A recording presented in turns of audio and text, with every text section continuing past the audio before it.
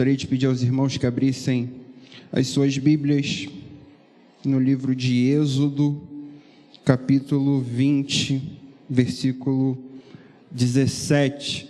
Chegamos ao fim da nossa série de 10 sermões acerca dos 10 mandamentos de Deus, essa série que nós temos desenvolvido desde o início do ano.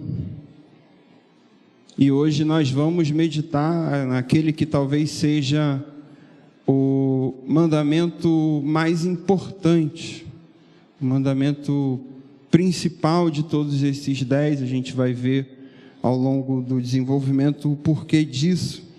Êxodo 20, versículo 17, diz assim então a palavra do Senhor: não cobiçarás a casa do teu próximo, não cobiçarás a mulher do teu próximo, nem o seu servo, nem a sua serva, nem o seu boi, nem o seu jumento, nem coisa alguma que pertença ao teu próximo. Vamos orar mais uma vez?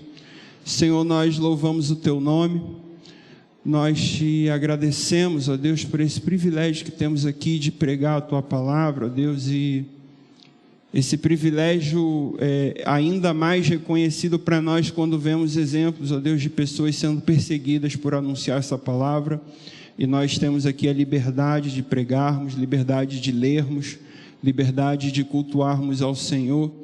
Continue nos fortalecendo, e que em tudo o Senhor receba a glória e nós recebamos a tua graça, em nome de Jesus. Amém. Queridos, como já havia anunciado, chegamos então agora ao final dessa exposição.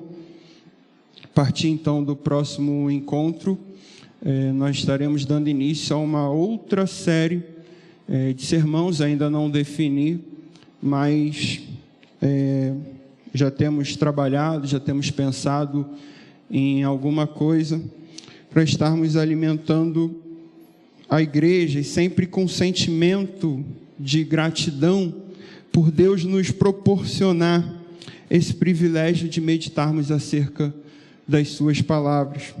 Gratos, sobretudo, porque temos a compreensão de que os 10 mandamentos, na verdade, apenas apontam para a nossa natureza pecaminosa.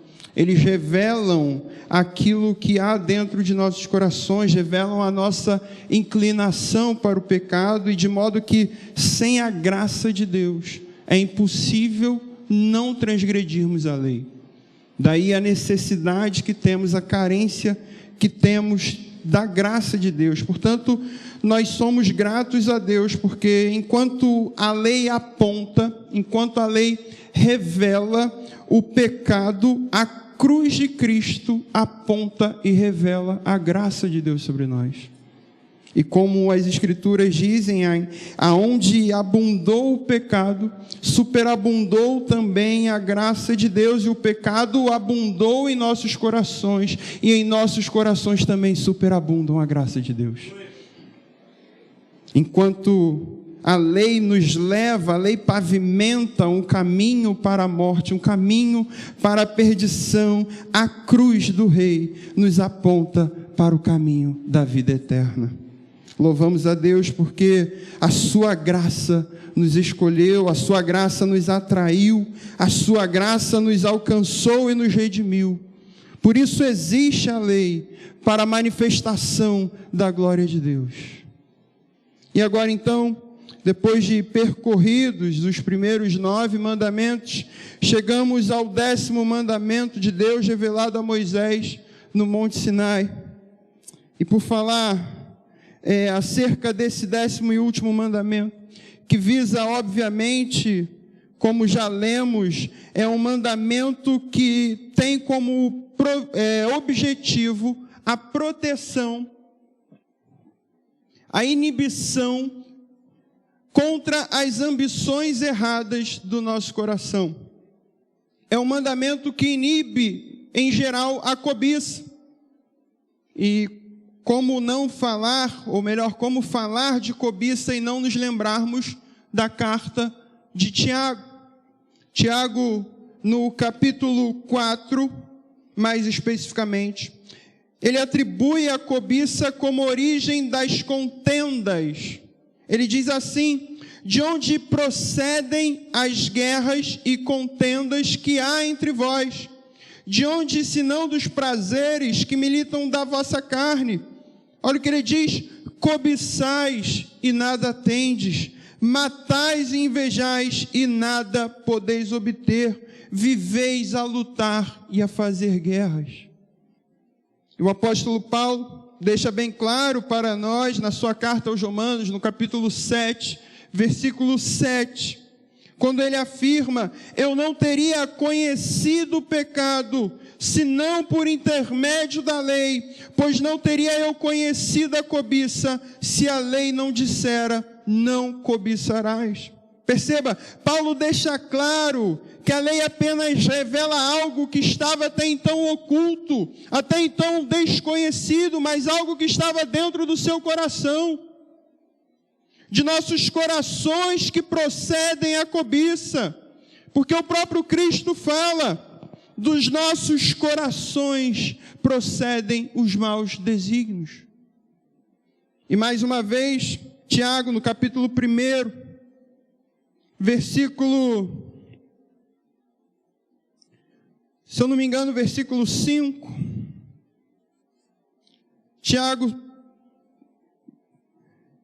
versículo 12 e 13,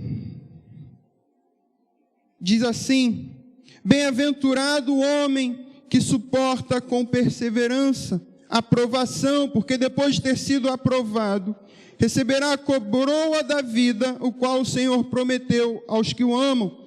Ninguém, ao ser tentado, versículo 13, diga: sou tentado por Deus, porque Deus não pode ser tentado pelo mal, e Ele mesmo a ninguém tenta. Ao contrário, cada um é tentado pela sua própria cobiça, quando esta o atrai e o seduz. Então, a cobiça, depois de haver concebido, dá a luz ao pecado, e o pecado, uma vez consumado, gera a morte. O pecado da cobiça está dentro de nós, está dentro dos nossos corações. Todos os dias nós somos levados a cobiçar algo, levados a cobiçar algo que pertence a alguém. A cobiça dos nossos corações é a origem de todos os nossos pecados. O homem, em seu estado natural, ele ama a cobiça.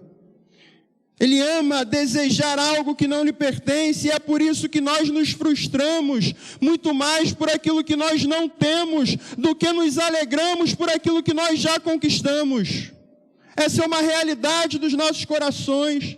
Todos os dias lamentamos por aquilo que não conseguimos, por aquilo que não temos, por aquilo que não possuímos, e raramente nos lembramos de agradecer por aquilo que Deus já nos deu. A cobiça é algo que está dentro do nosso coração. Nós amamos a cobiça, porque a cobiça nos domina, a cobiça ela nos seduz, a cobiça nos atrai, e como Tiago fala, uma vez concebida dentro de nós, ela dá luz ao pecado, e esse pecado revelado pela lei nos leva à morte. Mas louvado seja Deus, porque enviou o seu Filho único, e que por meio da sua graça Ele nos deu a vida. Vida imerecida, sem qualquer mérito nenhum que pudesse haver dentro de nós. Vida por meio da graça, somente pelo sangue de Cristo. Quando olhamos para os escritos originais do Antigo Testamento, a palavra hebraica que foi traduzida por cobiça é a palavra chamad. Essa palavra na teologia bíblica significa possuir no coração uma intenção oculta que mais tarde se manifesta em ações concretas de furto e roubo. Mas não apenas isso. Chamad pode ser também associado a desejos íntimos que se revelam como intrigas para se apoderar de bens do próximo. Chegando ao Novo Testamento, nós vamos ver que existem ao menos 3 palavras no grego que podem ser traduzidas por cobiça. Embora sejam palavras distintas, todas elas trazem a mesma ideia. Um desejo incontrolável de possuir o mundo, de possuir bens materiais, de possuir poder, de possuir influência, de possuir prestígio, um amor desordenado, uma intenção impura, ambição, um desejo intenso e ardente. Esse é o retrato do nosso coração. E a Bíblia relata o momento exato. Vamos voltar lá no livro de Gênesis, capítulo 3, no versículo 6, quando a Bíblia relata o momento exato e a forma como a cobiça se dá, de como ela foi descoberta, de como ela se desenvolve. Moisés descreve as características principais da cobiça que teve início no pecado original. No versículo 6 diz assim: vendo a mulher que a árvore era boa para se comer, agradável aos olhos, e a árvore desejável para dar entendimento, tomou-lhe o fruto e comeu, e deu também ao marido, e ele comeu.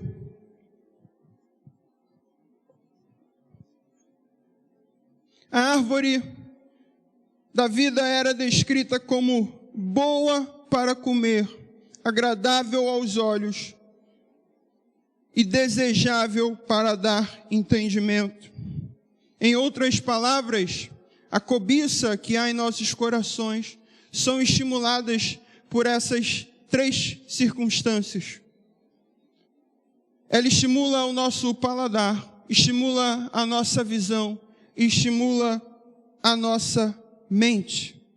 Esses são os 3 estímulos da cobiça em nós: paladar, visão e mente. E olha que curioso, voltando agora para o livro de Êxodo, versículo 17 do capítulo 20, quando Moisés fala acerca da cobiça, sobre casa, sobre mulher, sobre servos e servas, sobre animais. Moisés estava aqui no livro de Êxodo falando exatamente, ou melhor, Deus falava a Moisés exatamente sobre as características que foram descritas lá em Gênesis 3:6. Porque quando ele fala casa e mulher, ele fala diretamente contra o estímulo da visão. E vamos fazer um exercício aqui, né? Quando eu era criança, eu adorava passar em frente a bancas de jornal. Eu gostava. Hoje quase não tem mais, né? Ninguém mais compra jornal, só idoso. Meu avô compra jornal todo dia. Mas eu me lembro que quando eu ia às bancas de jornais, algo que chama atenção hoje para nós, que trata acerca do estímulo da visão, quando você olhava para as revistas femininas, o que se tinham lá? Casas, não é? Casas bonitas, casas dos famosos, casas grandes, com aquelas portas de 2 metros de altura, pé direito duplo, triplo, casas enormes. Por quê? Porque mulheres têm seus estímulos da visão atiçados por casas. E Satanás sabe disso. E Deus sabia disso, por isso que ele falou: olha, não cobiçarás a casa do teu próximo. Porque somos influenciados, somos tentados a cobiçar a casa do teu próximo. E por outro lado, nem preciso dizer o que havia nas revistas masculinas. Ninguém aqui tem dúvida do que há em revistas masculinas. Por quê? Porque homens são tentados, são levados a cobiçar mulheres. E por isso Deus fala: não cobiçarás a mulher do teu próximo. Deus fala individualmente a homens e mulheres, porque Ele sabia da inclinação dos nossos corações. Ele sabia da nossa inclinação para a cobiça. E por isso Ele fala diretamente. E quando ele fala sobre servos e servas, ele fala diretamente contra o estímulo da mente. Porque ter servos é sinônimo de poder, de status, de reconhecimento, e o nosso coração arde por poder e reconhecimento. Quem aqui não queria ser chefe de 100, 200, 300 funcionários, para dizer, são meus funcionários. Eu sou o patrão, eu sou o chefe. O nosso coração arde por isso. O nosso coração é tentado. E por isso que homens buscam a todo momento respeito. Saber que olham para nós, as pessoas nos reconhecem, nos respeitam. Precisamos dessa sensação. O nosso coração arde por isso.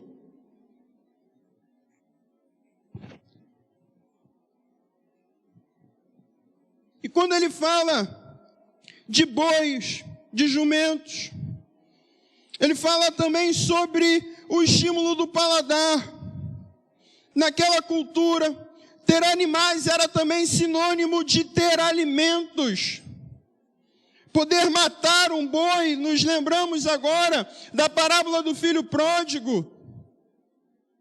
Aquele homem tinha muitos animais, mas quando o seu filho mais velho retorna, ele mata um boi. Aquilo é um evento, aquilo é algo diferente, aquilo é fora do comum.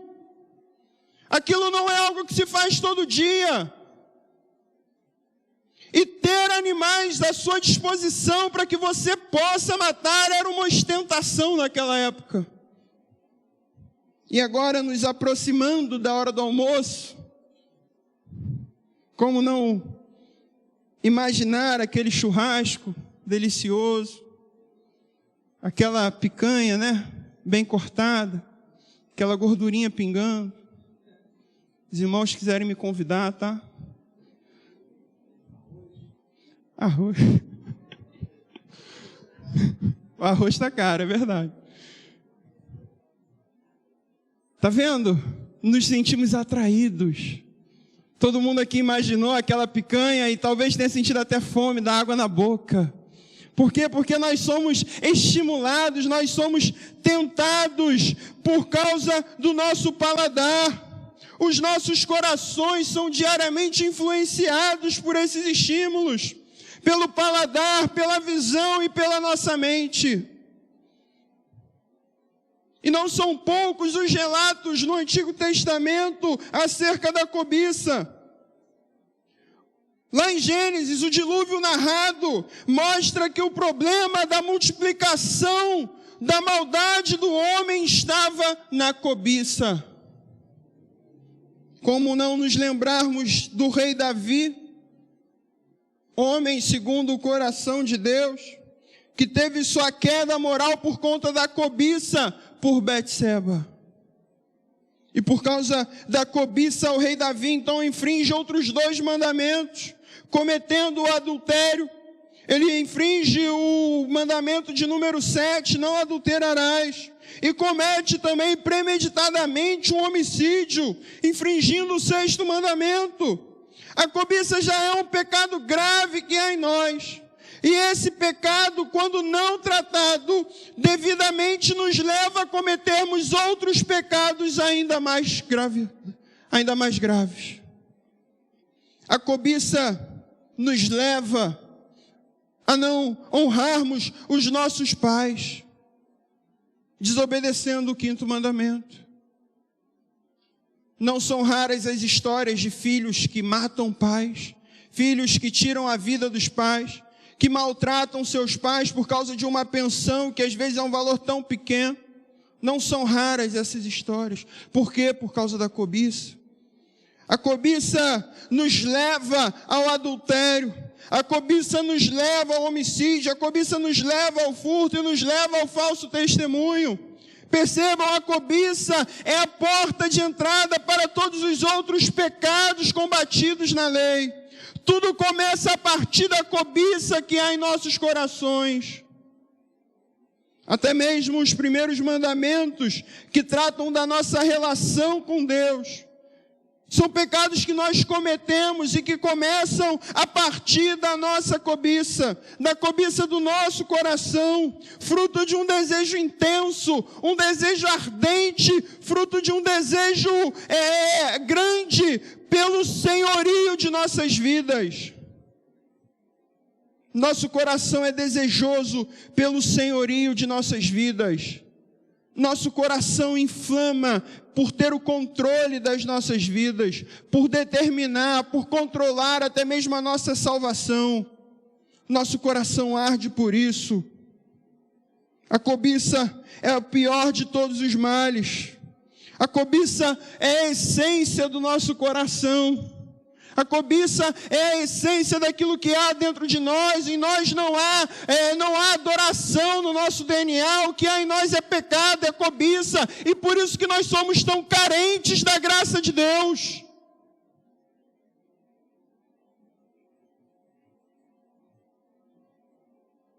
E o que o mundo nos fala todos os dias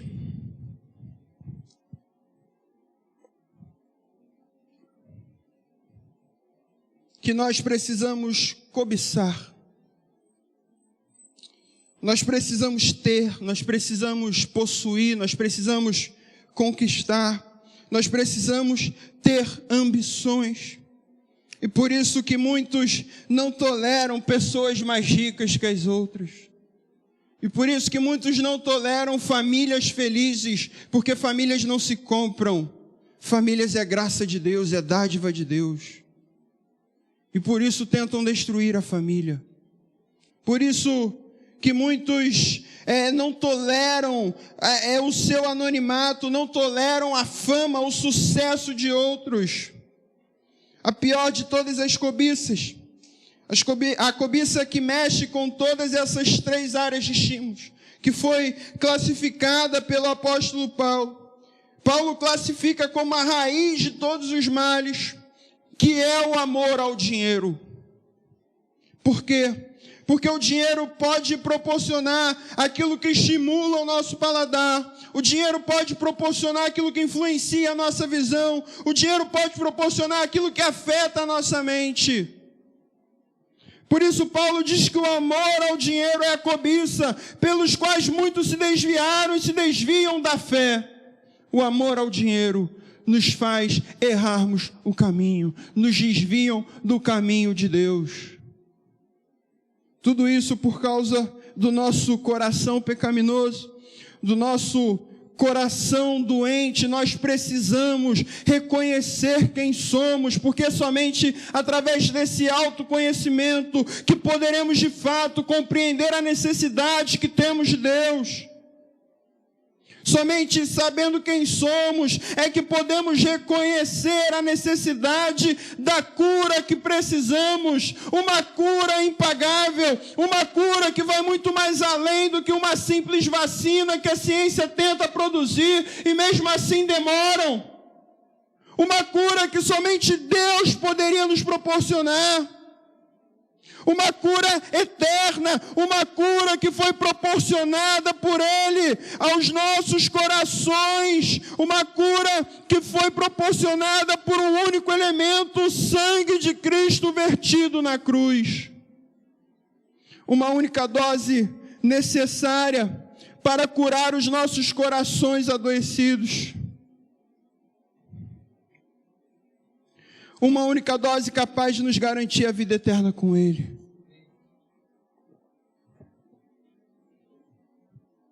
Cristo é a cura, queridos, e o seu sangue é a perfeita vacina para nós. A cobiça nasce em nossos corações. A cobiça gera o pecado e o pecado nos leva à morte, mas Cristo e somente Cristo nos leva à vida. Como já falamos nos outros sermãos, para cada atribuição negativa, para cada fato negativo, cada pressuposição negativa que há em algum dos 10 mandamentos, há também igualmente uma pressuposição positiva acerca dele. E com esse mandamento não seria diferente. Para o apóstolo Paulo, na segunda carta aos Coríntios, no capítulo 9, versículo 5, acerca desse mandamento, ele nos orienta, ele nos fornece um caminho alternativo, uma rota que glorifica a Deus em nossas vidas. Paulo diz assim: portanto, julguei conveniente recomendar aos irmãos que me precedessem entre vós e preparassem de antemão a vossa dádiva já anunciada, para que esteja pronta como expressão de generosidade e não de avareza. Paulo nos oferece uma recomendação para abençoar, ao invés de cobiçar. Ele diz assim: para que esteja pronta como expressão de generosidade e não de avareza. Ele nos recomenda sermos uma bênção e não uma avareza para o próximo. O problema da cobiça só pode ser resolvido se nós aprendermos a nos contentar, a nos alegrar sempre no Senhor e esperar pelo seu reino. Enquanto nossos corações estiverem nesta terra, inclinados para essa terra, para esse mundo, nós sofreremos com o pecado da cobiça. E a única forma de vencermos é os nossos corações estarem ansiosos pelo reino de Deus, ansiosos pela eternidade. Precisamos então, queridos, direcionar a nossa cobiça para uma perspectiva cristocêntrica, uma perspectiva bíblica, uma perspectiva que coloque Deus no centro, que nos leve às motivações corretas, que nos leve não a desejar as coisas desse mundo, mas desejar, ansiar pelas coisas do reino de Deus, pela glória de Deus. Mas para isso, é preciso crucificar a nossa carne. É preciso matar a nossa carne todos os dias. E crucificar a nossa carne, matar a nossa carne é um exercício diário. É um exercício doloroso, é um exercício custoso, sacrificioso, difícil para nós. Mas à medida em que nós vamos nos inclinando para o Espírito, isso que Paulo fala quando escreve aos Gálatas, ele diz assim: andai no Espírito e jamais satisfareis as concupiscências da carne. À medida que nos inclinarmos para o Espírito, andamos no Espírito, começamos então a cobiçar o reino e a glória de Deus. A cobiça faz parte de nós. O que precisamos fazer é redirecionar ela, para não mais cobiçar aquilo que está nessa terra, nesse mundo, mas cobiçar a glória de Deus, cobiçar a eternidade. E a única maneira de vencermos essa batalha entre a carne e o espírito, a batalha da nossa inclinação natural, da inclinação dos nossos corações, que vão garantir os resultados dessa cobiça. A única forma de vencermos isso é através da oração. A oração é capaz de nos fazer desviar os nossos pensamentos, de nos aproximar de Deus, de nos fazer achegarmos perto dEle, de estarmos perto daquilo que Ele pensa, daquilo que Ele imagina, da sua glória, da sua eternidade ao coração. A oração nos leva para perto de Deus. Somente a oração é capaz de abrir os nossos olhos para as coisas eternas, abrir as nossas mentes, abrir as nossas vistas para a glória do reino de Deus. E para concluirmos, por meio das nossas orações, é que lançamos sobre Ele todas as nossas necessidades. Via de regra, tendemos a acreditar que aquilo que nós cobiçamos são coisas que nós necessitamos. Então, se eu cobiço um carro, uma casa, é porque eu preciso ter. E ainda que eu tenha um, eu preciso de um melhor, eu preciso de um maior, eu preciso de algo que possa ser diferente daquilo que todo mundo tem. E nós passamos pano para a nossa cobiça dizendo: olha, é porque eu preciso, é uma necessidade. A oração então serve para que nós estejamos lançando sobre Deus as nossas necessidades. A oração faz com que nós joguemos aos pés do Senhor aquilo que nós acreditamos em nossos corações enganosos que nós necessitamos. E à medida em que nós vamos orando, à medida em que nós vamos falando com Deus, entregando ao Senhor, Deus vai mudando a nossa compreensão sobre aquilo que realmente é necessário. Deus nos aperfeiçoa por meio da oração. Aquilo que nós cobiçamos terrenamente vai sendo transformado para que nós possamos cobiçar o reino de Deus e a glória de Deus. Todas as nossas carências, todas as nossas ansiedades devem ser lançadas sobre Ele, porque Ele tem cuidado de nós. Que possamos redirecionar, queridos, a nossa cobiça, a cobiça de nossos corações, para desejarmos as coisas lá do alto, desejarmos a glória de Deus. Que o Senhor nos abençoe nessa manhã. Deus, louvamos o Teu nome. Te louvamos, ó Deus, porque o Senhor é um Deus misericordioso. É um Deus gracioso, ó Deus, e mesmo diante do nosso pecado, mesmo diante da nossa inclinação, mesmo diante dos nossos corações, o Senhor se importou conosco, o Senhor nos alcançou, o Senhor nos regenerou e o Senhor nos deu a vida eterna. Muito obrigado, Senhor, e nós pedimos agora que o Senhor nos ajude a redirecionar a nossa cobiça, para que possamos cobiçar, ó Deus, a Tua glória, o Teu reino e a eternidade que o Senhor nos garantiu. Em nome de Jesus. Amém, Deus.